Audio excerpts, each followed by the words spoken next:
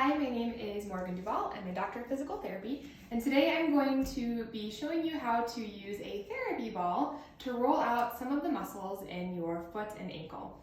So I actually recommend using an active prozone therapy ball. I got this on Amazon. It was like $11, active prozone. And the reason I like the therapy ball is because it's a little bit softer than like your traditional tennis ball or lacrosse ball, so it feels a little bit better on your muscles and allows you to go deeper without having a guarding reaction. So the first thing that we are going to talk about is using the ball to roll out the plantar surface of your foot. All of the exercises we're going to do in this video will be standing. First exercise, place the ball on the ground, and you can place your foot, I'll turn so you can see. You'll place the ball of your foot right over that ball.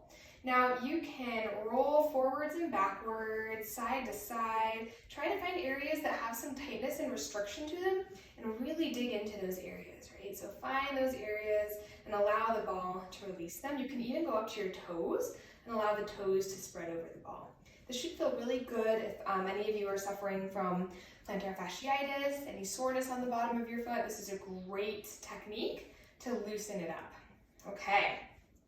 Next technique we'll talk about is actually for rolling out the Peroneus Longus muscle. Now the Peroneus Longus muscle, it starts right up here, kind of near your knee, the very top of your lower leg, travels down your leg, crosses on the outside of your lateral malleolus here, and then dives underneath your foot to attach at the bottom of your foot.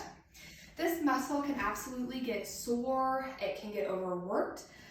If you are doing a lot of walking, a lot of hiking, anything where you really need to laterally stabilize your ankle.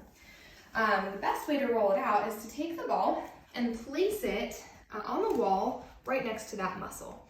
Now you'll have to find a good spot where you can really feel the restriction. So I might move it up and down a little bit until I find like a trigger point that feels kind of intense. And I got a good one there on the side of the leg.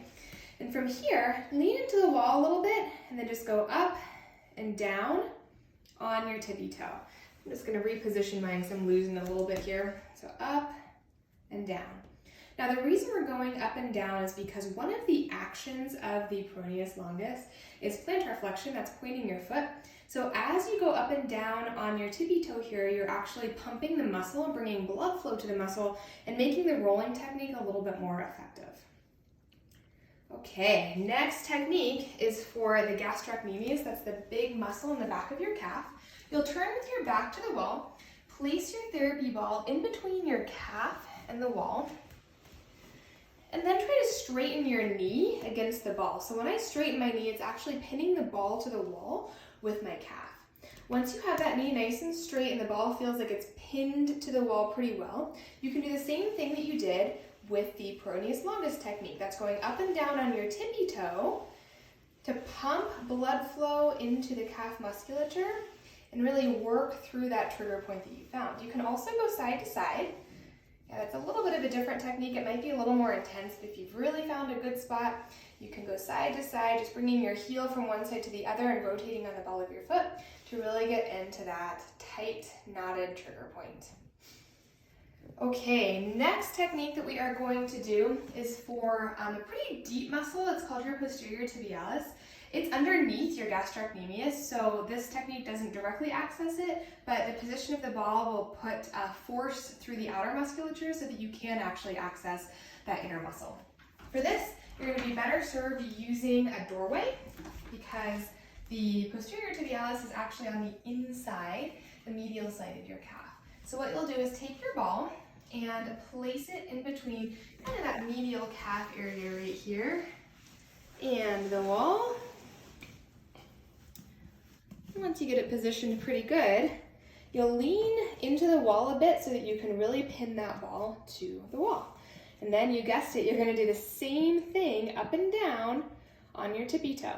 Now what the Peroneus longus, the gastrocnemius, and the posterior tibialis all have in common is that they all contribute to plantar flexion of the ankle. So that's like pointing your foot, what I'm doing right now. All right, so all of these muscles can get really tight when you complete activities like walking uphill, running. If you happen to be a dancer and you spend a lot of time on your tippy toes, these muscles can get very, very tight. So it's important that we take time to really work through that tightness, those trigger points, and loosen the musculature.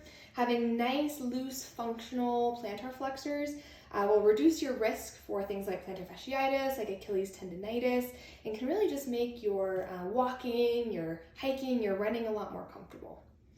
Okay, that's it for now. Those are our few techniques to roll out the foot and the lower leg plantar flexors. Thank you so much for watching.